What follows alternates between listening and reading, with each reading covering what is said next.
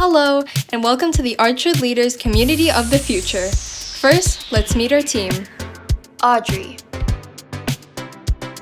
Ray, Harneed,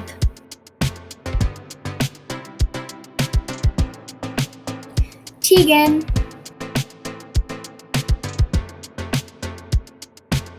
Jonica,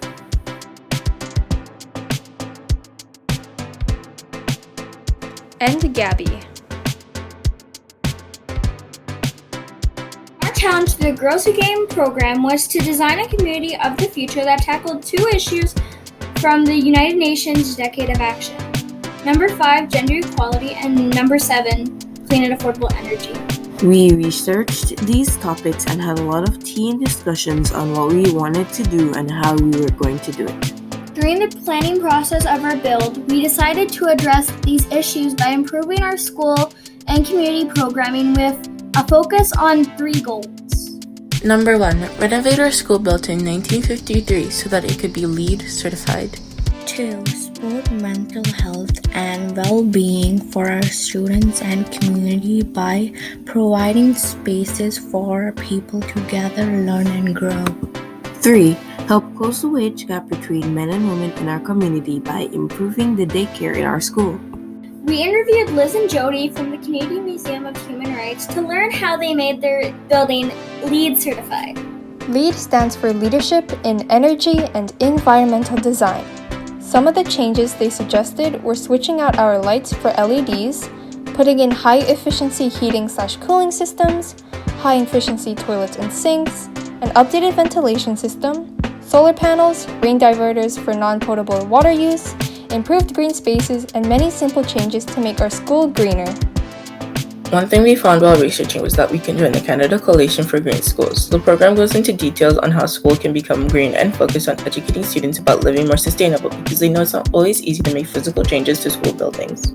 once we had the plan, it was time to build. We went outside to measure our school so that it would look right in Minecraft. Our tape measure only had feet and inches, so once we had the measurements, we converted those numbers to meters. We tested out the scale by doing 1 block per meter and decided it made the desks look too big and the rooms too cramped. So we converted the measurements to create a 2-to-1 ratio, 2 blocks per meter. We start by building our school the way it currently exists, then export a copy of that world to renovate. Something we noticed from all the LEED buildings we studied was the use of recycled materials, large windows for natural light, and an emphasis on aesthetic.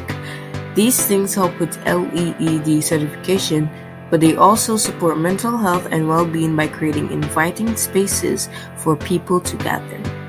We wanted to take students' mental health into account because school isn't always easy and sometimes it takes a toll on a person.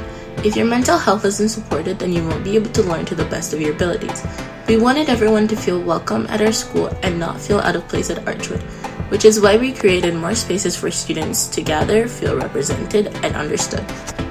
With our school being built on Treaty 1 territory, we want to learn from our Indigenous community by incorporating the Circle Courage and Indigenous languages into our design. We added a large tree with seats outside to support land-based learning, and a community garden dedicated to growing the 3 sisters, corn, beans, and squash. We also had the opportunity to show our build to Bobby Jo Leclerc, our Indigenous education consultant, to get her thoughts and recommendations for improvement. Before we started renovating our school, we were asked to address the problem of gender equality and decided to create a better/improved daycare space at an affordable rate to help close the wage gap between men and women in our community. This way, women won't have to choose between staying home with their kids because the closest and most affordable daycares doesn't have any space, or having to carry the financial load of pricey daycares so they don't lose out on important work experiences that gives you them the opportunity to be considered for promotions and raises in pay. We decided to build an addition to our building specifically for the daycare, which opens up an exit room in our school that we converted into a learning common. This is our community and our future. We put a lot of thought into this build and hope that the choices we make will create a positive change, even if it's just a little bit. Because we all know a little goes a long way, and that sometimes the smallest changes can make a biggest impact.